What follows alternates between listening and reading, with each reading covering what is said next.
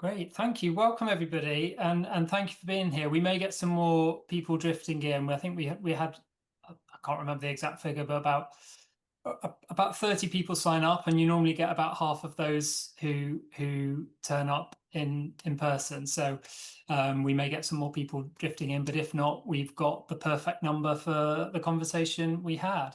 And welcome to this MOE Digital Academy. My job really is to say hello and welcome you all, and then hand over to the expert.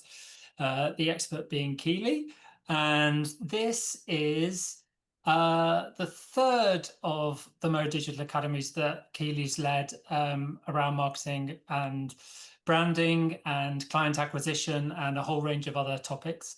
And they've been really useful, really helpful for the people that have been on them, and it's really nice to kind of do a third one. And it first started with a comment. I can't remember what the comment was now, but on the MOE Facebook group, someone asked something, and Keeley put this response on that someone was saying, "Oh, how do people do X, whatever it was?" And Keeley said, "Well, you do it like this." And I said, I think there might be a webinar in this, and here we are 3 webinars later, and Keeley's work has continued to grow and flourish in this time, and outside of these, Keeley's got a coaching / marketing business, or maybe a marketing / coaching business. I'll let you'll speak to that, and she's got an online course which I'm currently doing myself and challenging myself with some of my resistance to marketing, shall we say, and like the ick it gives me, and the discomfort. And so it's been a real pleasure for me to start doing that work, and thinking about Keeley's wider work as well, and how this fits into that. So I won't say too much more about Keeley, because she can do that herself, because she's got a mouth and a personality, and I don't need to I don't need to overspeak. But welcome here. Thank you for being here. I hope you enjoy today, and I'll hand over to Keeley. Thank you so much for the introduction, Mark, as always. Pleasure to be here. Yes, this is the third one. And it's always, I hope it's useful for you, but it's always useful for me to be able to express what I do, hopefully in a very easy to understand way. But for me, the benefit is to get feedback, so I can always improve on what I'm saying, what I'm offering, how I communicate, and especially to facilitate group chat. So for me, this is a wonderful platform to be able to do that, and hopefully you gain something out of it too. Let me just share my screen as I have a few slides for it. So hopefully you know that you're attending a talk or a bit of a workshop on a deeper understanding of your ideal clients. Now, as this is my third one, some of you may have attended the first one or the second one, but I'm going to treat this a little like this is your first, and I will do a little bit of a recap on some of the principles and strategies overall as well. Before we get started, we've allowed 90 minutes. I had feedback from the last one, which I was super grateful for, that I think I squished too much information in 90 minutes last time. So this is going to be a little bit more spacious. I'm going to allow a bit of thinking time. So if you can grab some pen and paper and maybe go through some of the exercises, some of the questions with us, that would be great. Depending on your questions and how you interact, it could be 70 minutes if there's no interaction, which I'm really hoping that there is, but up to 90 minutes. But if there's time in the end, I'll be here to answer questions until all the questions are done. So this will be a working session, but we won't break it out into any breakout rooms. So you can just work on the questions as we go on your own, and then more than happy to get some of your thoughts to share with the group if you want to. As Jane and Margaret said, it's recorded, so don't feel like you need to take down every single note, you can always come back to the recording. I think if you were to process anything, it's just to be present and answer the questions as we go, or throw questions at me if anything's not clear. I really appreciate having your cameras on. Thank you so much. You guys don't need to be told. I love the fact that you have your camera on, because otherwise I'm just presenting to a blank screen, and that kind of sucks my energy. So if I could see your lovely faces, then it just makes my life so much easier. I have got two screens, so sometimes I'll be popping back and forth just in case you're wondering, what is she looking at? So, but yeah, really grateful that you have your cameras on, so I can see your reactions, and I can feed off that energy as well. So before we get started, just a little bit about me. Um, I my background, before I even get into my experience, I was born in Hong Kong but grew up in Australia. Came over here 20 years ago. So last month was my 20th anniversary. I was supposed to backpack and I just forgot to go home. So yeah, kind of put down roots here in the UK. And in 4 years' time, I can call myself half British, which is really scary. Um, but here to stay, and it's been fantastic. And Malvern, if you know Worcestershire, if you know Malvern Hills, that's where home is for me. Now, my marketing background, I started at Nestle. I had the pleasure of working, I was a pre-graduate. My third year university was an in industry experience, and I worked at Nestle ice cream. And yes, there is a job where you can eat ice cream all day, and that was it. Which sounds like a dream job, and it was fantastic, but 5 kilos heavier, and higher calorie count and all that cholesterol count. Probably not the best time for my health. But also, I never had a break. I'm good at overlapping things, and I just needed a bit of a break, so I decided to pack it up and travel around the world. Got halfway here and loved it so much I got stuck here. But to fund my traveling, I kept on working in marketing. My first job was actually Liam Perrin's Worcestershire sauce. I can finally pronounce Worcestershire, because my interview at Liam Perrin's, I accidentally pronounced it as Worcestershire and still got the job. So, it's okay. They liked my Aussie accent. But it was bought up by Heinz. I worked for Heinz for a while, worked for Birdseye, worked for Kingsmill Foods, which is owned by Associated British Foods. So hopefully some of the household brands that you know. But I had fantastic experience and training working for these companies. So I'm good at overlapping. So before I left the corporate world, I started my own company. I went into property, and I founded an estate agent and letting agent called Jewel Homes. It's based in Glasgow. I don't live in Glasgow, but I started it with business partners up there.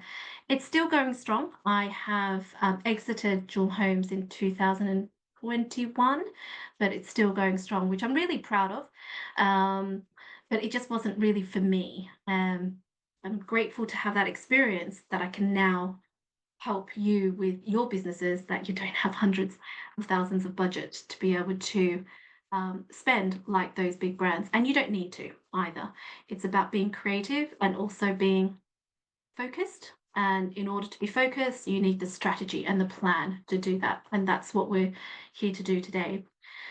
So I wanted to focus and panel my passion and purpose into something that I really enjoy, and coaching is it. I love coaching and what coaching can do. And Mo in 2023 was where I got my certification, and it just opened my eyes to, wow, conversations can be so much better than what I've been having. And I thought I could be a coach or help people without actually having the coaching skills. And my mind was completely transformed after the Mo course. And I also, one of the things that led me to what I was doing today, what I am doing today, is actually Katrina. I think you guys would know Katrina Hore. She's one of the Mo in the Mo family as well, and she was my coach back in 2022. And we also used the Enneagram to help me understand myself a bit better. And I loved it so much, I became an accredited Enneagram practitioner as well. So I kind of merge self-development and personal understanding, personal growth into the way that I do marketing coaching as well. Because if it's a brand that it's yours, you are the founder, it's a personal brand, it can't really, you can't really have one without the other. And that's the two sides that I love the most, is self-development, understanding self, and also understanding consumers and clients and human behavior, human psychology. I love all of that. So what I found was, originally I didn't really think I'd be a marketing coach. It came from a lot of reflection, and how things came about was that after I guess being certified as a coach, or even before, I started hanging out with a lot of coaches, and I was attracting a lot of conversations, which may not just be me, you probably have it as well, but a lot of questions like, oh, how do you attract clients? What's your niche? And then I went through my marketing, branding process, or understanding your ideal client. And I realized I was helping people with their marketing. And I live in Melbourne, there's a lot of health practitioners as well. So it's not just coaches that I help, but people who are solopreneurs or self-employed, running their own businesses based on their own brands and their own passions. So what I like about it for me and my personality is that I get to be creative and work with people on the start of their business. Because for me, after a while, it's not within my personality to finish something. So I love the start of the process, and doing this means that I get to start with a lot of clients and a lot of their creative thinking and their strategy. So all roads of my previous experience led me to become a marketing coach and consultant. Okay, so now, Mark said that you're working on your marketing with the videos that you're watching, and you're overcoming the ick. And I saw some of you nod, and I saw some of you go, as a bit of a understanding. I'd love to hear from you. What is marketing for you? What is your definition of marketing? Now you can write this down. You can take yourself off mute and just share with the group. You can pop it on chat. I don't mind. But I wonder what marketing is for you. The reason why I'm asking this is I don't think I can get rid of the ick factor totally, but if I could just reduce it a little bit, that would be great. So we're going to do a slight reframing of marketing. But in order to do that, I'd love just to hear what marketing is for you. So you're more than welcome just to have a ponder. And if anyone wants to share, you're welcome to, or I can hazard a guess. For me, it's I don't know if you can hear me. So it's like, at its best, I can do the ick if but at its best, it's kind of sharing a treasure that you have Oh, with those who might benefit from it too. yeah, that's beautiful. You've done the reframing job for me. Love it. Sharing the treasure that you have with people that need it. Yeah, job done. That's brilliant. Does anyone feel the ick? Okay, so Jane, promoting yourself. Yep. Felicity, marketing is a tool to grow your business and make sales. Yep. Does anyone have the ick factor? Yeah, making yourself visible to attract clients.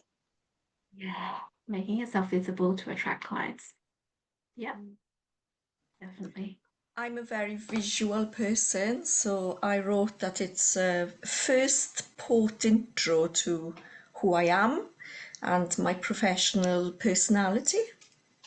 Yes, yes, nice. Yep, it includes that, definitely. Anyone else? Does anyone does anyone feel ever like it's hard sales? Like you need to keep on being in front of people, telling people what you do, closing the sale. Does anyone feel like it's that? Definitely. Yeah. Thank you for listening, because if everyone doesn't, I'm like, oh, well, I can miss out on a whole 15 minutes of reframing it for you.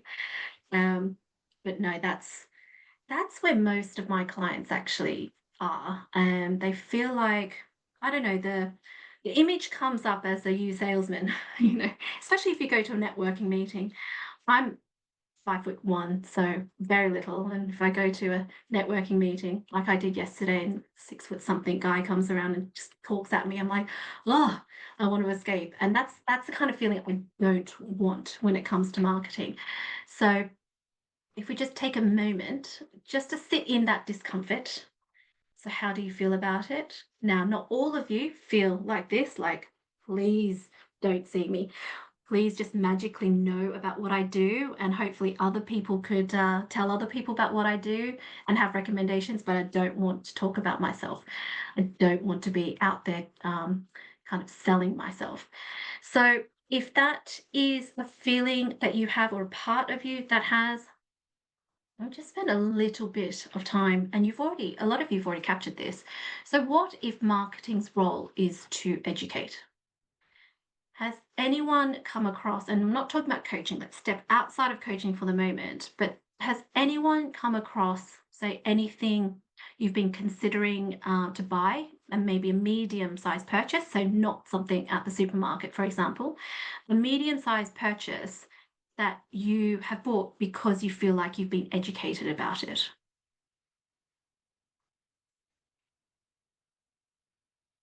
Yeah.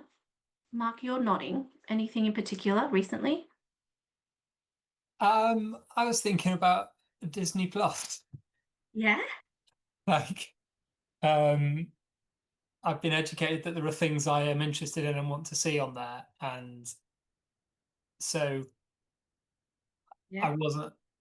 Yeah, I don't. Maybe I'm jumping ahead, but I didn't feel like I was being convinced to buy Disney Plus because I needed another streaming service. It was more like, oh, there are these things on there that I don't want to miss out on.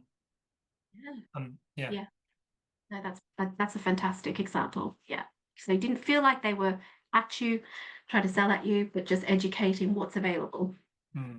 So that's great. Thank you. Anyone else? They feel like, no. I'll give you one of my examples. I learned about something called Vivo Barefoot, or more to the point, is actually walking barefoot. Apparently, is better for you than walking in shoes, and that's because our shoes are not really designed to the shape of our feet. And so from childhood to adulthood, our feet actually becomes designed to fit the style of shoes. And I learned about this on, does anyone know Dr. Rangan Chatterjee? It's a health podcast. Yeah. So Vivo Barefoot founders went on his podcast 5 years ago. I listened to it. I was fascinated. That really explains the shape of my feet as well. I'm like, oh yeah, that's true. And then I was educated. Then it just escaped my mind.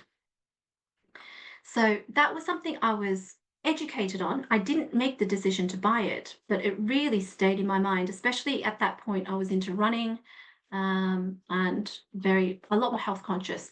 Given it was COVID time, then I had a bit more time to be more health conscious. So that's an example of something that I was educated about, that I associated the brand with, but I didn't make a decision to buy yet. So what if marketing's role is to give you options? Have you had anything recently that you can remember that you know you needed to buy, but you wanted the choice options within that?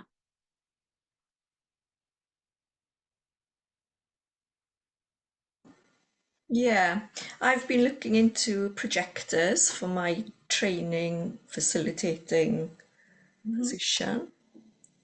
Yeah. Yeah, and you wanted options within that, not just one brand selling you one Yeah, I'm thing. still exploring, you know, just, yeah. Yeah, I haven't bought it yet, so yeah. yeah, fair enough. Yeah, fair enough. So that is an example of, I guess, researching to give options. For me, still based on the shoes, I mean, take out Vivo, for example. I mean, shoes is one category, and we're not even talking about different occasions like work, black tie, just talking about, say, running and how many different shoes, brands of shoes you can get just from running. It's crazy. So if you've ever had that little voice inside your head saying, there's so many coaches out there, what can I do that's different? Well, you look at different categories and what do they do that's different and gives you options. And that's their, I guess, brand, how they make you feel if you buy it, like Nike, or it could be feature-based and performance-based. Like Viva Barefoot, for me, has a more practical differentiation. It could be colors, how you're made to look. So I'm not saying you take those examples for coaching, but it's more the differentiation. If you don't differentiate with other brands, you end up competing on price. So just have a think about that. If you don't differentiate your brand, you end up competing on price. But marketing helps you bring awareness to the fact that you have choices or your clients have choices.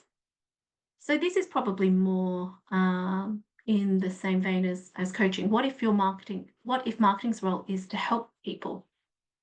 So I'm going to move this along and use the same vein with the same brand with Vivo Barefoot. Again, I've described why Vivo Barefoot, they've noticed an issue with the shoe market.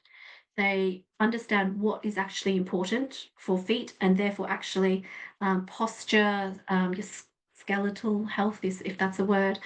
And so actually so they've created a shoe that actually fits the shape of your feet naturally. So they're able to help us in that way to create something that means that we actually don't have to run barefoot. I guess the main question for you as coaches is, if we don't do any marketing, what if the people who need you miss out? And Kath, I think this was what you articulated beautifully, is sending your gift out, or your talents out to the world, to the people who need you most. And if Vivo were very shy and weren't able to market themselves through any limiting beliefs, well, a lot more people will have back pain, foot pain, posture pain, potentially more pain. So now it sounds like I am a brand ambassador for Vivo. It's not that. It's just the latest shoes that I bought, or the latest medium size purchase that I've had. But it's taken me 5 years to do it. So one of the messages that I have for you is, even if someone finds out about what you do, maybe if you meet them at a networking meeting or you have a conversation about them and they're interested and they don't get back to you, it might not mean that they're not interested. It might just mean that they're not interested yet. So even such a compelling message that Vivo have, and I was totally engaged. It took me 5 years until I bought their shoes. And just as context as well, they started their company in 2012. So it's also taken them a while for people to get to know them. Now, they're shoes that are more generally out to the open market, but in coaching, it does take a little bit of time also to get your name out there. So now, I know not all of you felt ick, but how do you feel now if you know that marketing is about educating people, is about giving people options, about helping people? How do you feel about marketing now? Again, you don't need to share it. If you just write it down, if there's been any shifts, that's great. I mean, just to check in, Mark, you had the ick feeling. I know you're overcoming it with the work you're doing behind the scenes, but does that, I guess, reframe help at all? Yeah, it does. I think I may have said this to you before. One of the things that I how I felt about it is the idea of trying to convince someone to come to me or buy my services feels really uncomfortable. What I kind of want is for, if someone wants a service similar to mine, that they choose me, and so they know I'm there. But I don't want to have to go out and say, hey, I'm going to convince you to come and buy it. And I think this kind of speaks to that. It's that similar reframe for me. Yeah. Yeah. No, that's great. Katrina said, it's not her quote, but I think a mentor of hers or one of the trainers that she's come across, but Mark and I know Katrina. I know, I'm sure a few of you know Katrina. She said to me once, do you want to be a busy bee or do you want to be the flower that attracts bees? And I don't know about you guys, I want to be the flower. I want to be the flower that the bees come to, so that this is more of an attraction. Marketing is much more about attraction. Sales is the ones that go out. So I guess where we plant the flowers is really important. And where we plant the flowers to attract the bees is kind of what we're talking about today, because we want to plant them in the middle of where our ideal clients hang out and when they're receptive to messages. Curious, have worked in brand marketing with product belief. Yeah, never on my personal brand. I struggle with my personal brand because of self-beliefs. I can market, I have marketed brands and products I don't believe in, which was, well, that was the ick for me. But what I love about personal brand is that we have the say about what our brand stands for. And to be more authentic, if you're you, it's very clearly you, the easier it is to sustain as well. Okay. So what is marketing for me? Obviously, I have a different perspective of marketing. So I've been in it for so long. And this is going to be a bit of a recap of the first MDA I did back in April last year. So marketing for many people, and actually not for you guys so much, you guys have been fantastic, but marketing for a lot of people are the things that we see. So social media posts, the logo, the branding, whether you hear people on podcasts, websites, any PR, any paid for ads, any talks or networking. So these are the marketing executions.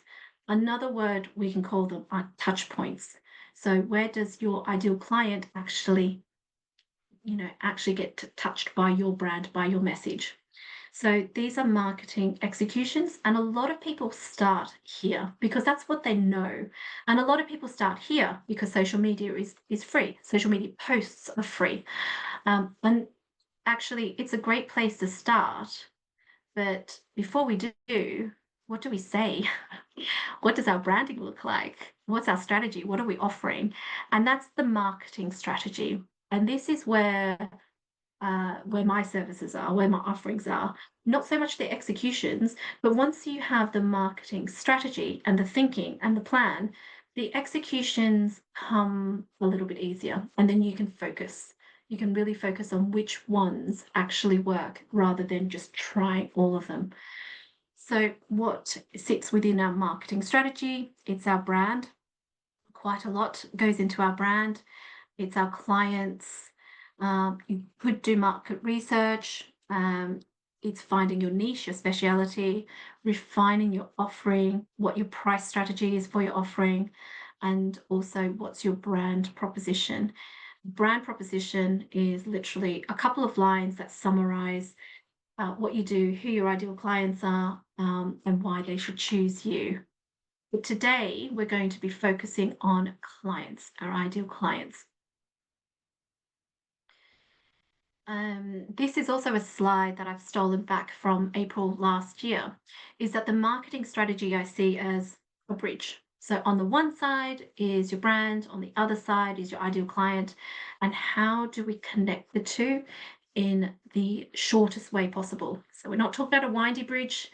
We're talking about the shortest way possible so we can focus our time and energy. And even as a marketing person, marketeer, I don't like spending a lot of time doing my own marketing. So the less I do, the better. But that also means it needs to be very focused and effective. We don't have a huge budget in order to see what's effective. So quite often we just have to trial and see. As we are solopreneurs here, we just have to trial sometimes and see. But our trials get a lot more filtered the more defined our brand is and the more defined our ideal client is. So today or tonight, we are just going to focus on our clients. Hopefully that makes sense to you. It would be worth just revisiting the first MDA that covers marketing strategy if you want to, and then that could probably give you more of an overview of all of that. But tonight we'll be focusing on ideal client, the who, the how, the where, the what, and the why. So let's start with who our ideal clients are. I know that a lot of people don't necessarily want to define who their ideal clients are because, well, let's be honest, anyone can be coached. And if it's life coaching, then why not be a general life coach? I guess the difficulty in that is you will need to actually spend a lot of time marketing yourself to everyone. There's no brand in the world that actually even does that. Even Coca-Cola, the biggest brand in the world, doesn't market to absolutely everybody.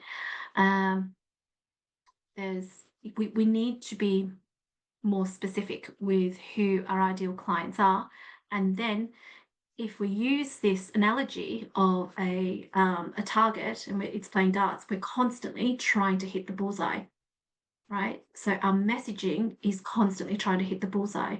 Like I used the example with Vivo Barefoot, I needed to hear the messages multiple times before I even purchased it. It's not just once. So if my message doesn't keep on going out to my ideal clients, if it's just a one-off, it's likely to be missed, or they could have heard it, but then life happens.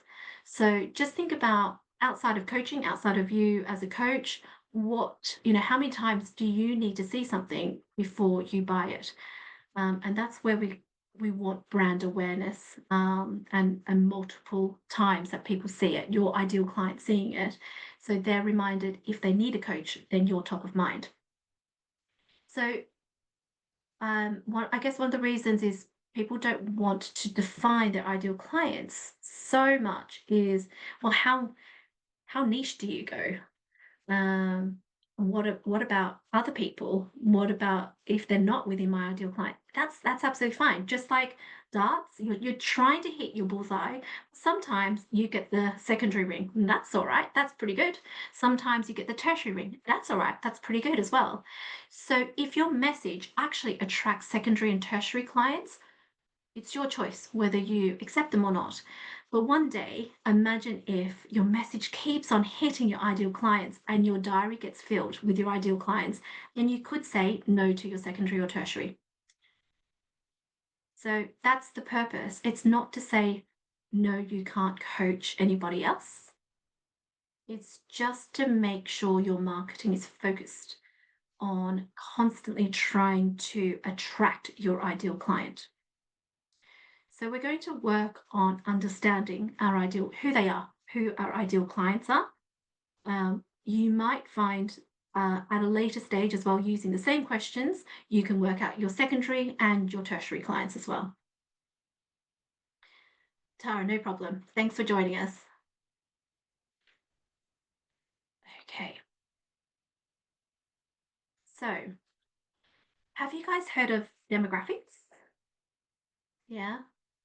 It's a very old school way of, it's old school, but it's still useful way of identifying who our ideal clients are. I also think this is why for coaches or for some brands, it's hard to identify who the demographics are, because it's not necessarily about the features that you can see. So demographics, it's the features that you can see. So this may not talk to you. We're going to go through each of these. You can say not applicable to any one of those. But if you get your pen and paper out, let's work through if you have a demographic, an ideal client that with certain demographics. So first question is, are you more drawn to work to men, or are you more drawn to work to women? Is there a bias there, or is there an exclusive there? So just have a moment to think about, is there a demographic difference of men or women? Kelly, is it okay if I ask a question? Sure. Thank you. What if there genuinely isn't? Is that okay? Just leave it off. Yeah. Okay, thank you. Yeah, not applicable is absolutely fine.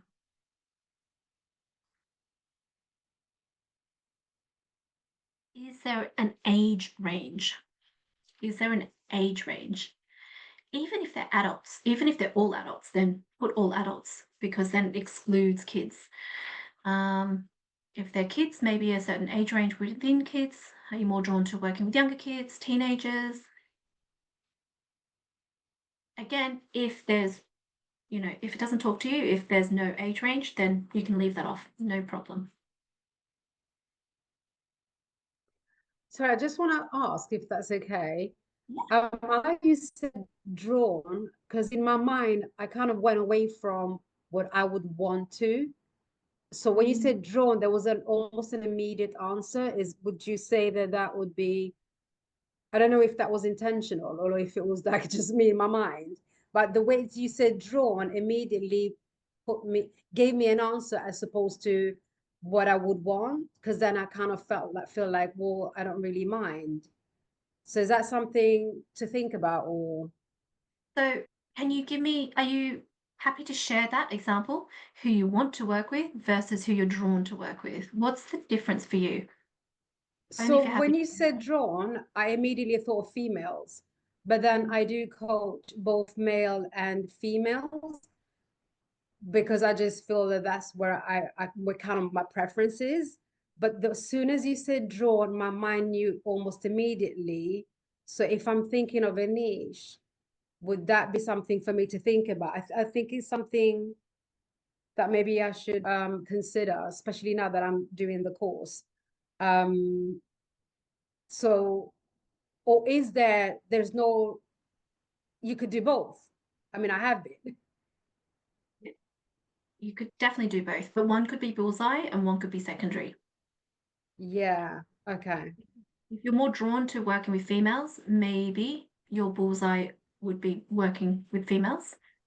Because if you're drawn to working with them, if that's where your energy is, that makes life a bit easier if your energy or the work you do increases your energy rather than depletes. Not saying that working with men would deplete you, but if you're more drawn to working with women, maybe there's a reason behind that. Yeah, I think that was really helpful for me to hear that. It just stood out straight away. Yeah. Yeah. Yeah, no point. Thank Thanks, you. Ron. No problem. Do your ideal clients, are they at a certain life stage? So the family here would be, so the picture here would be young family, but they be pre-family? Could they be students? Or on the other side of it, could they be older families? Could they be empty nesters, retirees? Is there a certain life stage that your ideal clients are at? Again, if it's a no, then it's a no, not a problem.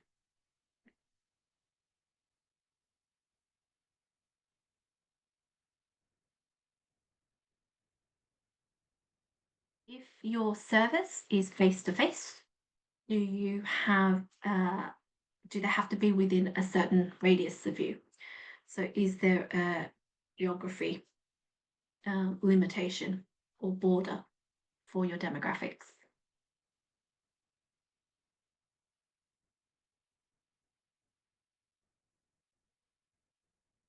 Now, this is going to be an interesting one, Ra, because for me, this is what you prefer versus what you're drawn to. So this next one is an income range. So maybe some of us are drawn to those who, we want to work with despite their income. Maybe they're low income. But what we may need to do to make it sustainable for us would be working with people who can actually pay a certain rate. Is this a bit of a, yeah, I'm seeing nods. But we're talking about our ideal. Who is our ideal? And we're not going to throw out those who can pay, but maybe they become secondary or tertiary. So who is our ideal client? And we can, if we're very clear on our ideal, and it could be low income or it could be through charities, we could be very clear on that message as well. So for those who can pay, for example, they're actually funding a position where someone who can't. So that could also be a very key core value for you. So I wouldn't shy away from it. I would use that. So if that's the case, then make sure you just differentiate between your bullseye, your absolute core ideal client, versus your secondary and tertiary.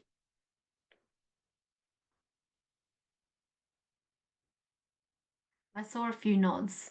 Does anyone want to share what they were connecting with at that point? It's okay if not. I would be happy to share. I've realized that recently I've been shooting myself in the foot because I've had people contact me to work together. And then when I started to talk about pricing, I say, oh, but I work mainly with people who are on low income or through charities or stuff like that. And then it's almost like something shifts when they're like, oh, great, so I don't have to pay. So I'm definitely shooting myself in the foot a little bit. Okay. How would you say it now? Or how could you say it now? Well, I've written down the phrase that those who can pay are funding places for those who can't, because I think that's a really beautiful message. So Yeah. thank you. Oh, no pleasure. I mean, that just kind of gives me shivers. If you take away anything from tonight, if that's the core message, then that's brilliant. Brilliant.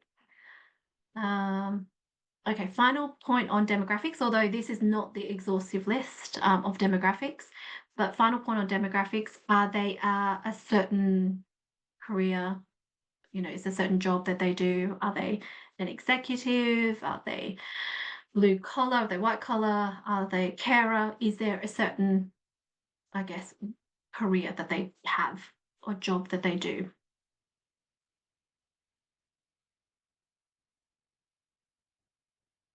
Or a role that they have? They could be a stay-at-home mum, or they could be a stay-at-home dad.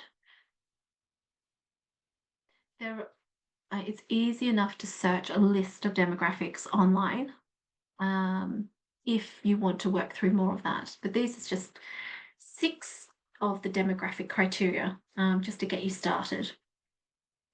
Because actually, I'm much more interested in psychographics. So psychographics, unlike demographics, which is factual, what you can see, psychographics is what you can't see. And this, as coaches, I think this is kind of what excites us. So if you have, some of the demographics, it's like not applicable, neither men or women, no life stage, whatever. This is probably where you want answers. You want to put down an answer for your ideal client. Again, this is not an exhaustive list, but would be great to work through. Do they have a certain belief? Do any of your ideal clients have a common belief or doubt or something that's niggling in their mind? But it's a common thread for all of your ideal clients. Could you give an example? I'm not quite understanding that, please. Yeah, yep. An easy one for me to describe is actually I worked with a client who is a spiritual director. So she works with people's beliefs spiritually. So So that's one. It could be a spiritual belief. Okay, thank you. Yeah. Well, I could give another example actually. I believed, back 13 years ago, I believed that working my way up the corporate ladder will be sustainable, would be security, basically. Working in a job will provide me security, and maybe their belief was shattered. So that's something else. I'm just now thinking top of my head as for mums, maybe my belief that now my identity is a mum, and that's all encompassing, and I don't know, doubt comes in, who am I anymore? Could be that.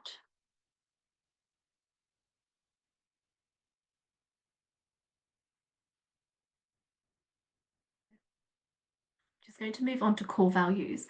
Core values is also a key part of what we do for our brand, our branding, our brand identity. So if your core values, if you've done your own core values for your brand, then it might be that your ideal clients have similar core values, because that's what we somewhat are attracted to, people with the same core values. But do your ideal clients have certain core values that are, the common thread with all your ideal clients? If it helps, shall I give you an example? Yeah. So my core values are connection, growth, and impact for Kiora. And typically my clients want connection, have growth, and they want to make an impact as well. It's not always the same, but it's quite similar. So what I like to do, I do Zoom calls, but I also really like meeting people in person because I feel like there's more of a connection there. But I gravitate to people who also have personal growth. And I think that's actually really key for any solopreneurs and myself as well. So yeah, I think my ideal clients would have very similar core values to me. So moving on to the third one, do they have a goal? Do they have an ambition? So this is where it could link really nicely to a demographic. For example, say, if it's a life stage, pre-family life stage, one of their goals could be for a family. If they're single, a goal could be to meet someone. Are you a relationship coach, or are you a dating coach? So it could be based on their goals.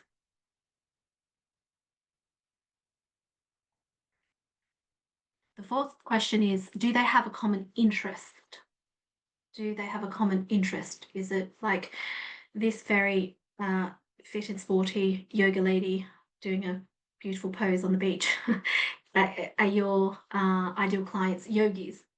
Are your ideal clients sporty? Is it a psychological block that they have to achieve something sporty? Or are your ideal clients, what other interests are they? All I can think about are more physical ones, like hikers or wanting to do triathlons and things like that. But there are many more other interests that bring your ideal clients together.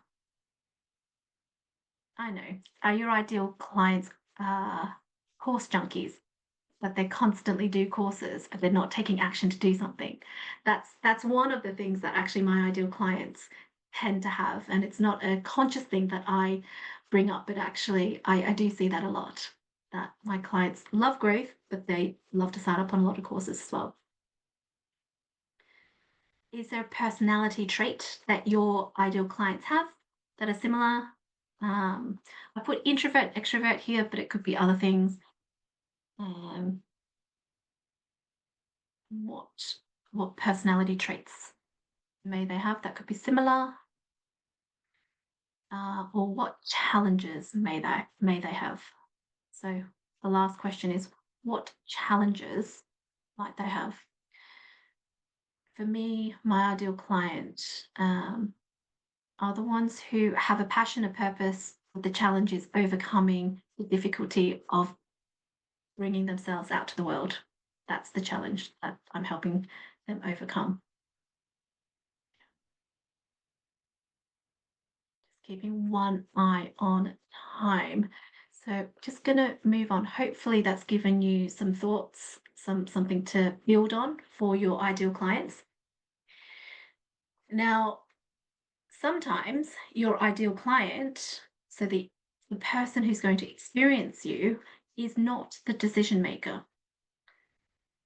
I wonder if any of you have this. Do you want to work with anyone who actually it's not their decision, or it's not just their decision to make to invest in a coach? Now, I'll give you some examples, or I'll let you know what they're called. They're called gatekeepers, or are they gatekeepers? And common gatekeepers, if your ideal end user, your client, is a child, for example, it could be their parents who are gatekeepers. So, having worked in brands that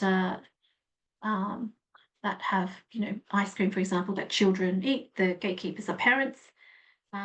If you're an executive coach, gatekeepers could be the boss, the CEOs, or HR.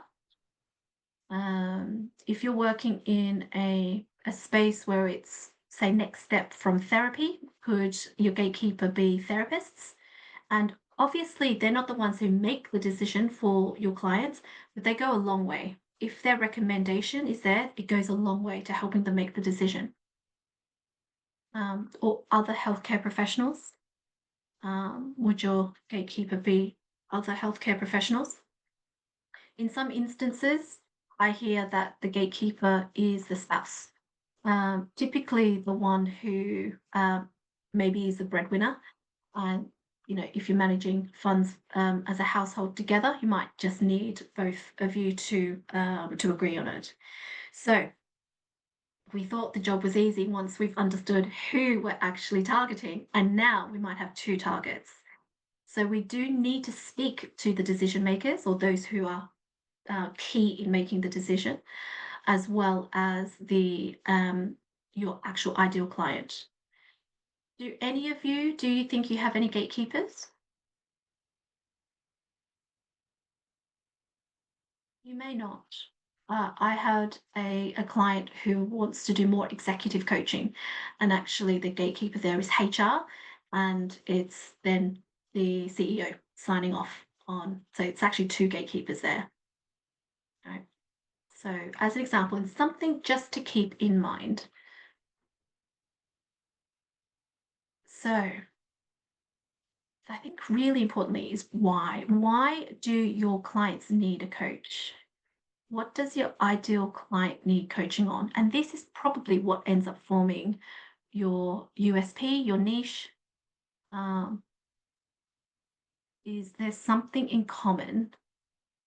And I know you're probably thinking, this is the difficulty. It's how high do we want to go? It's a client that has a problem that needs coaching through. That's a very high level.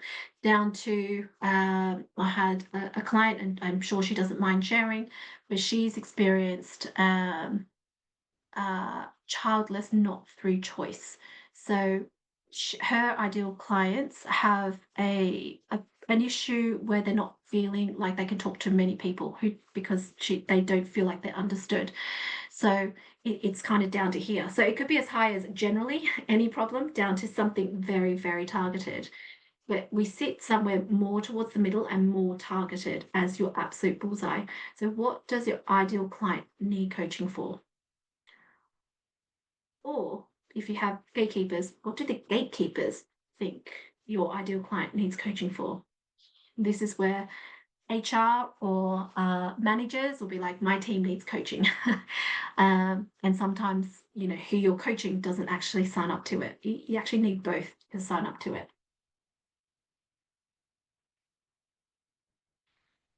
I'm just going to pause there for a moment. Does anyone have an answer to this question? Who your ideal client is and what do they need coaching for?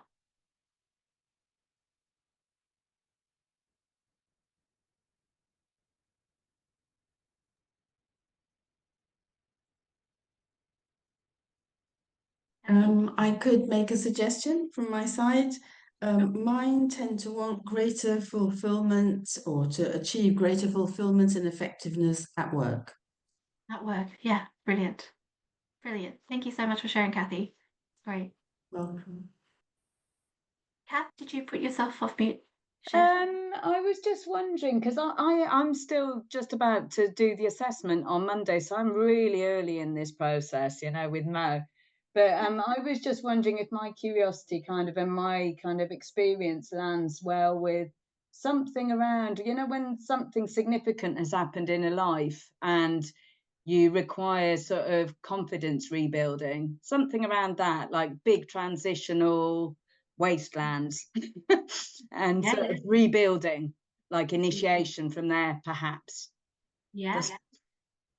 Yeah, that's a good one. Um, yeah, I think that doesn't sit so high up where it's generically a problem. It's more specific that you've fallen over, something significant happens and you need rebuilding. Yeah, that's good. That's good. Does anyone else want to share? I think mine is around lack of autonomy or powerlessness in their work. Yeah, I think that's probably quite a lot of people, Mark, that feels that way. But yeah, And that's a good one. I guess where I've got to or where I'm getting to is specifically within the creative industries in terms of Yes. other people have so much power over their success or not. It's not like work hard, see results. It's existing in a world where they have little control over their own outcomes. So that would be the bit that would where coaching would offer some support. Yeah. Yeah, it's such a tough industry as well. I think it's the only industry where you still get chosen on your gender, your race, you can be, judged quite significantly, and coaching can help build your confidence up. So yeah, no, that's a really good specific target audience. Great. Thank you for your shares. Let's move on to the how. How do they make the decisions? Now, this is just going to be very quick because I'm just conscious of time. We've got still a little bit to get through. I'm going to skip this example, actually. I'm just going to introduce to you a decision tree. I wonder if this actually rings true for you, if you could put yourself into the shoes of making a decision to buy something. But a decision tree is what's the first thing that you need to satisfy for your clients to choose you. I think this is the right order, but that's for me, and it might not be for you. So you might want to just sort of shift some things around. But I think for me, I need to meet their need. I need to be able to have the skills, the ability to meet my ideal client's needs to help them market themselves. So that's one. If I can tick that box and move on to the next one, is do they trust me? And what goes into trust? There's so much, and it's different for everybody. My assumption for Kiora and me is that I'm credible. So I've got the history, I've got the experience, I'm credible with my marketing experience, I'm credible with bringing my marketing skills to start my own companies, and credible with the credentials I have. So I think those are the three things that help with people trusting me. Now, if the trust box is ticked, testimonials. Testimonials also really high up on my list of do I trust someone, and hopefully that's a tool for people to trust me. The next one is, can they relate to me?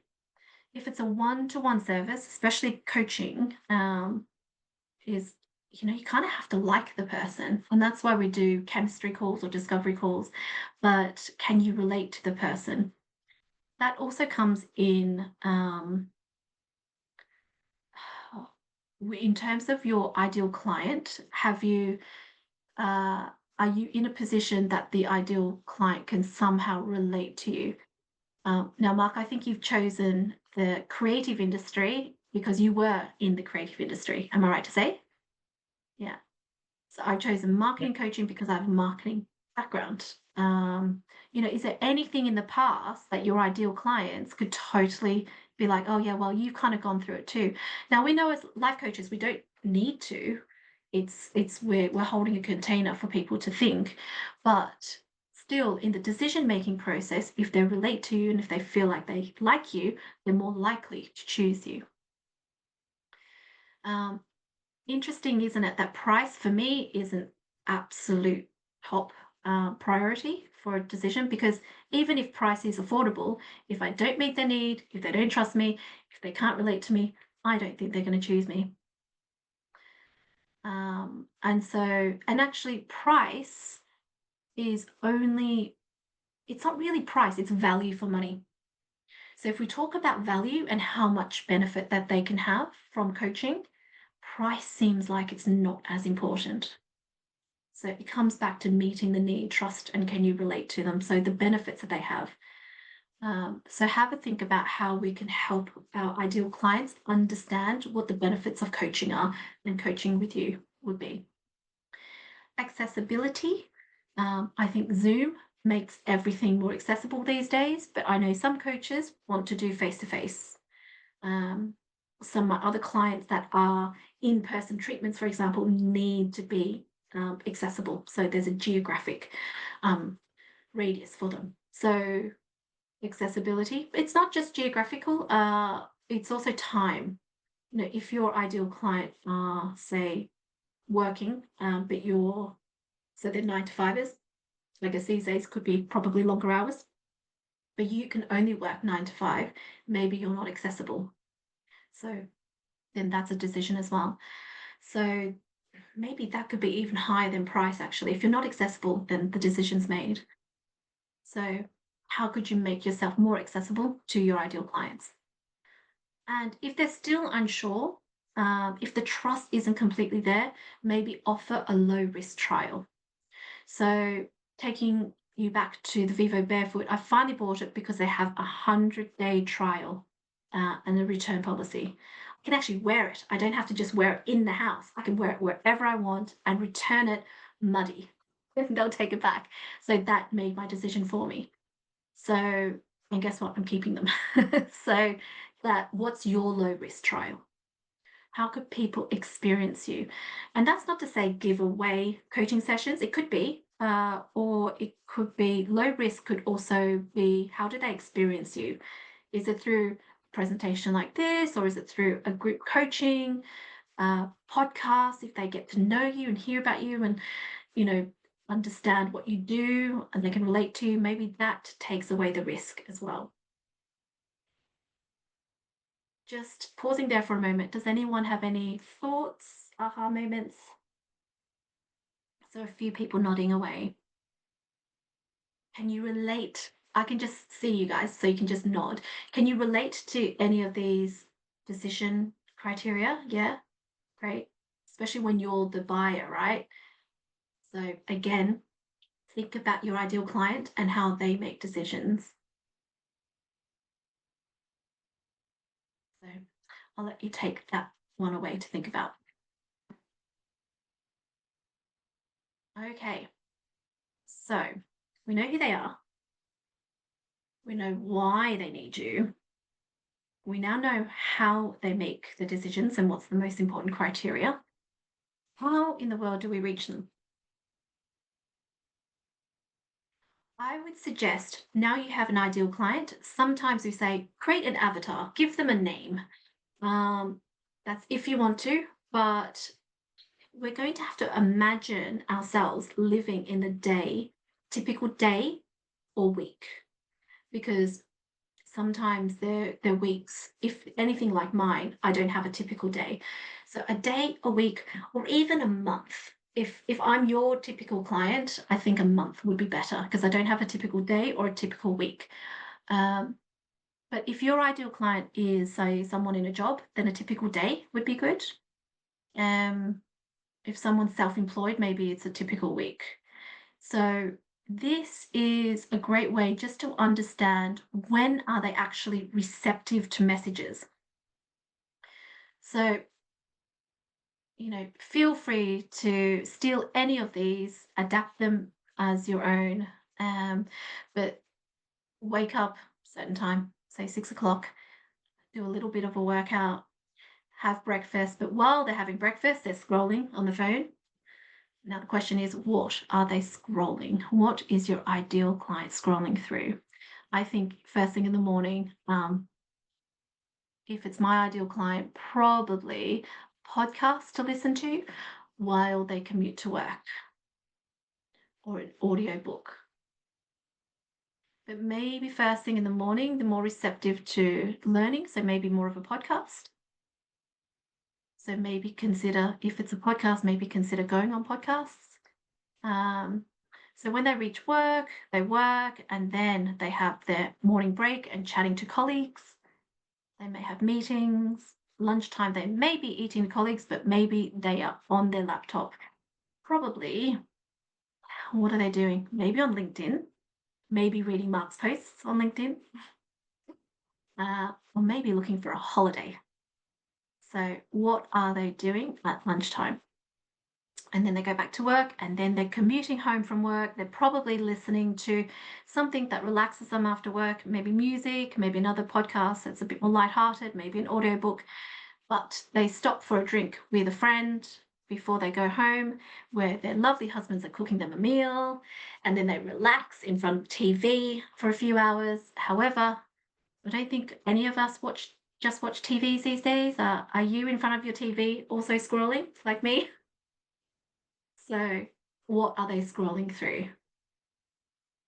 So mapping this out, a typical day or a week, for example, this could be my typical day if I was working, maybe part-time, but in a week I could be networking, going out networking or meeting friends. If you're, say, your ideal client would be young parents, are they meeting other mums? But that wouldn't be every day. So map out key times where it's a bit repetitive, and also where they receive their messages. So if I can just grey out when they're receptive to messages, it's in the morning, it's commuting, it's talking to colleagues, lunchtime, commuting home, and in the evening. This is a very simple example. So really just have a think about your ideal client and what they would be doing. This is why understanding your ideal client has to come first before you can map out a day in the life of, or a week in the life of your ideal client.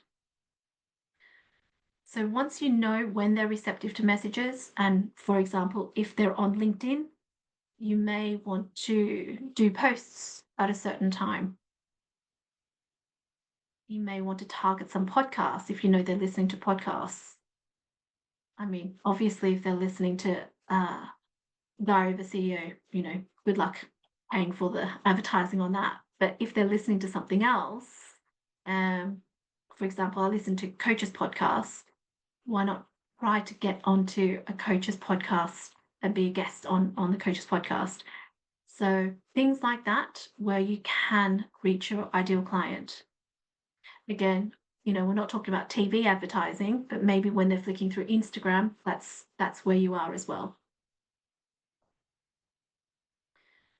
So that's when they're receptive. So what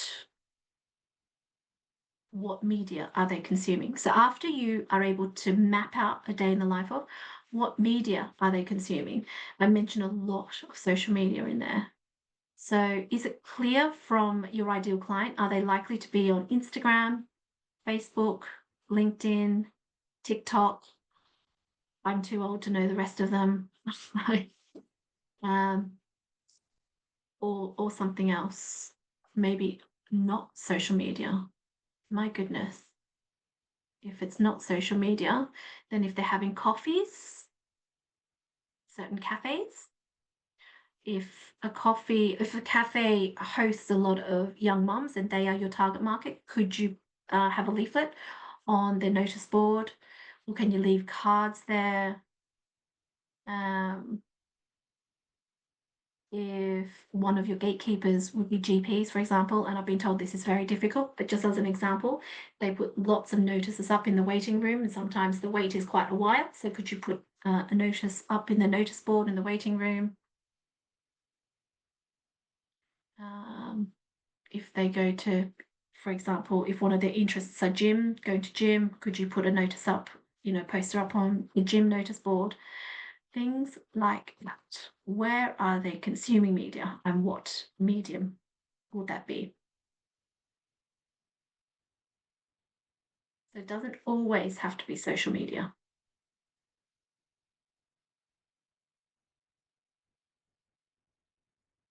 And the final question is, where will they find you? Where will they find you?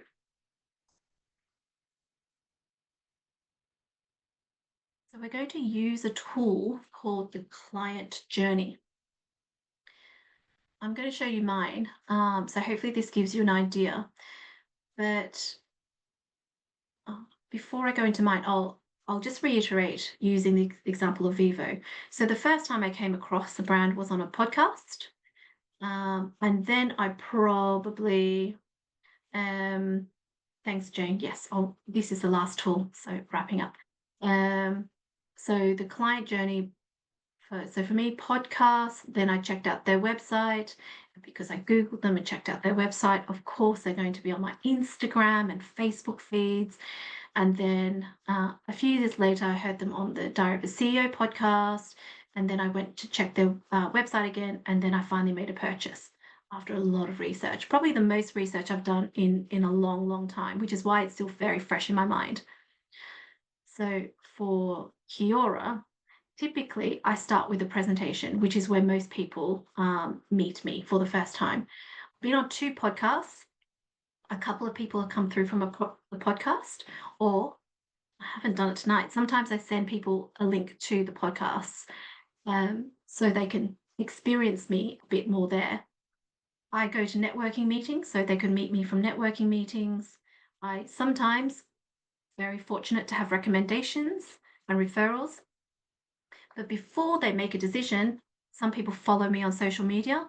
And that's great because then I can be top of mind for when they need a marketeer.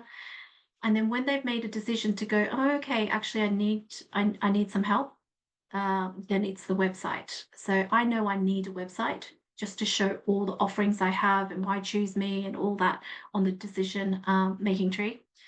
And then it's a discovery call. So it doesn't happen in exactly this order, but what would it be for you? How do you help your ideal clients find you? Then how do you build trust with them? How do they feel like they can relate to you? How do they find out a bit more about you? And then how could you make their trial as low risk as possible and therefore make the decision to choose you as a coach? So while you ponder that for a moment, just want to recap. We only really touched on clients, and I could probably go on for a few more tools about your ideal client, but I'm hoping that's enough as a springboard for you to still work through and think about and build that picture of your ideal client. That's your bullseye. And then do it again for your secondary. And then maybe if you want to do it again for your tertiary. It also might be helpful for, if you're starting off, you may want to say yes to everybody, but it might be helpful for you to start also identifying who you don't want to work with. Even if you don't say no to them for now, but in the future, these people are definitely not within the scope because maybe they drain you. they're not as energy giving. And coaching is already quite an energy giving service. So that's something to also think about. The next step for you, if you haven't done it, would be to visit your brand, and then how to connect your brand or you to your clients.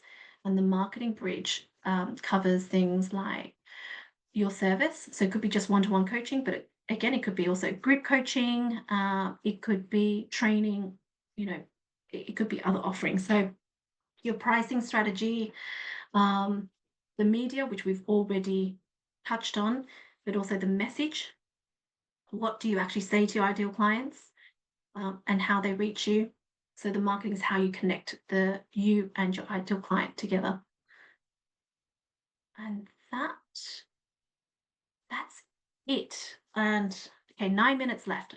I always end my sessions on insights. Was there an aha moment for you, or was there one insight that you had from the last 80 minutes? If you do, I'd love to hear it. If it's not apparent to you right now, we also have a feedback form which you could pop it in there if you like.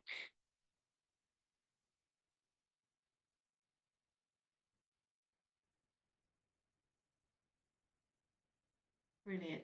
Jane has popped on the chat the feedback form. So if you could spare a moment to do the feedback, that would be super useful. That is why I'm here actually, is to always get the feedback so I can improve. And if you want to learn more, if you wanted to do the branding and the bridge, what Mark has already mentioned as well, and what Ra also mentioned, is that I do have an online course on all of this and more actually. So it covers your goals, how you then translate that into financial goals. Most of the time it's probably less than what you think, and therefore it reduces and really focuses your mind on what you need to do with marketing as well. So there's about, let's see, 5 hours of video content. So watch it in your own time, your own pace. There's supporting questions and documents in there. And for a limited time, just for launch, I'm giving away 2 times 45-minute one-to-one coaching. It's also very selfish because I want to get, I guess I want to get feedback on whether the videos are helpful and what is missing so I can keep on improving. So right now for launch, it's $240 for 12 months access, or a payment plan of £20 a month. So trying to really work within people's budgets here. And that will cover the marketing bridge and much more, much more. So that is at, actually, this is a new website at kioramarketing.co.uk. And if you like, follow me on Instagram, Kiora Marketing there, or on LinkedIn if you prefer LinkedIn. So I'll leave that page up if you want to take note of it. But otherwise, that is the end of my presentation. With 4 minutes to go, I just want to thank you very much for bearing with me. I didn't actually time this, so I am really pleased I'm somewhat on time, because I did promise Jane to give her a few minutes for some MOE announcements as well. So thank you very much, and I'll hand you over to Jane.